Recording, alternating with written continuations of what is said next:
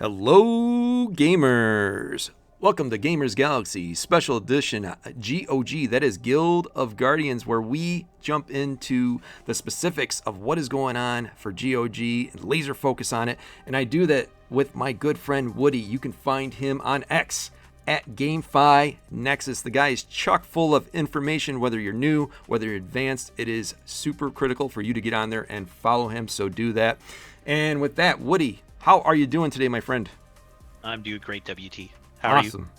Awesome. Staying busy as always. Yeah. And, part of staying busy is playing this sticky game, Guild of Guardians. And while it's sticky and there's been a lot of great success since May 15th, the launch, we're just shy on our month here. We're going to talk today about things that can be addressed to make the game better, more sticky, maybe a better quality of life to it. And I want to hear your thoughts on that. Where do you want to start with? What can be done to make GOG better?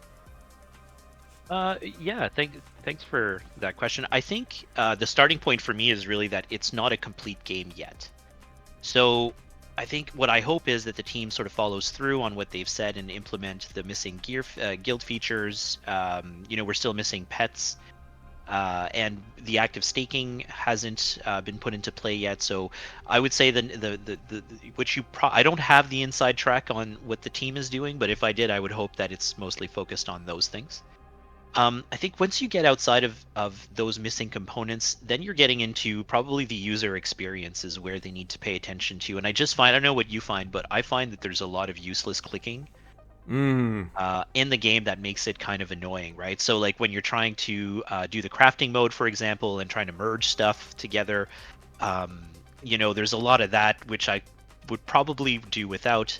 There's a lot of switching between screens, like I'm doing my crafting thing, and then I want to see what my loadout is on my characters because I forget what I should be building, so I have to like get out, go back to my inventory screen. So a lot of that stuff can be eliminated, I feel. Like if they were to really do a scrub for those kind of UX things. Oh, yeah. Real quick, don't lose your thought, but the UX thing with the obsessive clicking, I got a video coming out real soon where I'm making fun of it. The crafting thing drives me nuts. Like, I'm losing valuable finger life. Like, you only have so much finger life before you start getting arthritis. And at my age, having to move each piece one by one to combine them and the more, I'm like, there needs to be an auto feature on this. Oh my gosh, please save my fingers. Yes. So yes, I am 1,000% with you on that. 100%. And the other big thing for me is switching in and out of characters. So you have different builds for different modes, but you have to reset and re-level your characters every time you switch between those modes. That's hugely time consuming for no reason. Yes. So I hope they add presets eventually of some kind. And then the other thing I want to mention, and this is maybe, I don't know if I'm the only one who thinks this, but I don't want to leave without mentioning this, is one of the biggest concerns I have about the game is the monetization on the Web 2 side. Okay. And I've written about it a few times, like I've dropped it in my content a few times, never got a response from the team. But right now, the price of a 10 pull on, so there are premium banners in the game, right? Okay. And Gen 1 characters like Phoenicia and Salve and Tianlong are only available from those premium banners first. Okay. And it's $80 a 10 pull Yeah. to buy the crystals in the store to do that. And that's a major problem. That's an incredibly expensive ask to potentially not get what you want, right? Because you could totally roll. I don't know if you've summoned from those banners yet, but you can totally get a summon that's like 5 common and 5 rares. And so if I had paid $80 and just gotten that kind of a result, I would be really pissed off. Yeah, I can see that. I might even rage quit the game. And usually what gacha games will do is they'll put in a pity, right? So they'll put in, they'll cap the number of times you have to summon to get what you want. That doesn't exist in Guild of Guardians either. And so I can see how, some players will come into this thinking like, oh, okay, well, I'll put like $200-300. You can do that and totally walk away with garbage. Yeah, that's not good. Or not garbage, but at least not what you're trying to do. And that to me is something that I hope the team really reconsiders. Like, I know a lot of this is marketing data, right? And they're trying to hit certain targets and so on. Mm-hmm. But in terms of just, again, the player experience, Even making these heroes available, because it's the only way to get them. So you don't really want to make it so hard that people just kind of walk away from them entirely. And I can see that as over time, I see that as a big problem. Yeah, especially when they're trying to bring more people into this project. Yeah, I absolutely agree with that. Do you have any thoughts on Endless Dungeon right now? I do, but I'd like to hear your opinion first. Endless, yeah, endless has always been problematic because of how long it takes to do.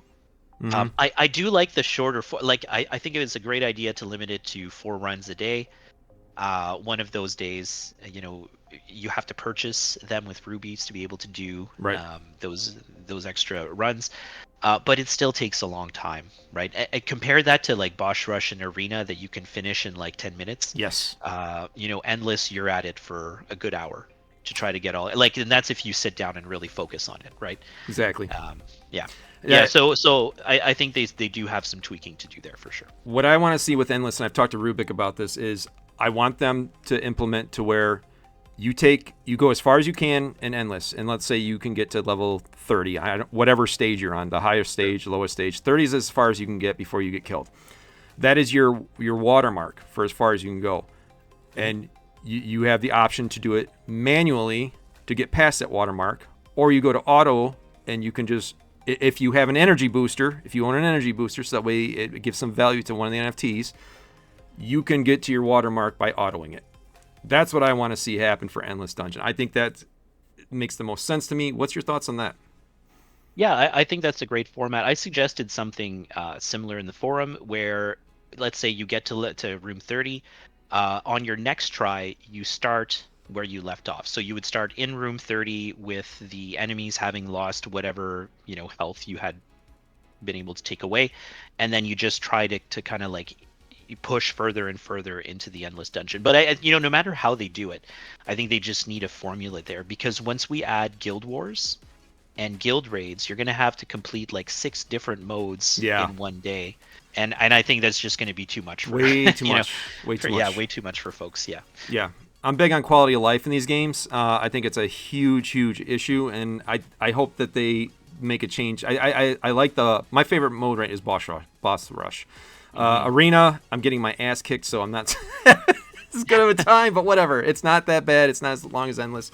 Any final points before that you want to talk about before we head out? No, thanks. I think that was a great conversation. Thanks for having me again, WT. Awesome. Yeah, that is Woody. You can find him on X at GameFi Nexus. He has all kinds of useful information. I highly recommend you give him a follow. I'm using his information to better myself because I'm limited to so much time. This is Gamers Galaxy. If you're not in the Discord, definitely jump in. We have all kinds of contests going on. Alpha via Rubik, connections, whitelist that we're setting up, and it's just general fun. It's a great community for the Immutable ecosystem and Guild of Guardians. I want to thank you all for tuning in. We'll be back with another segment soon, specifically on Guild of Guardians. Everybody take care. Bye-bye now.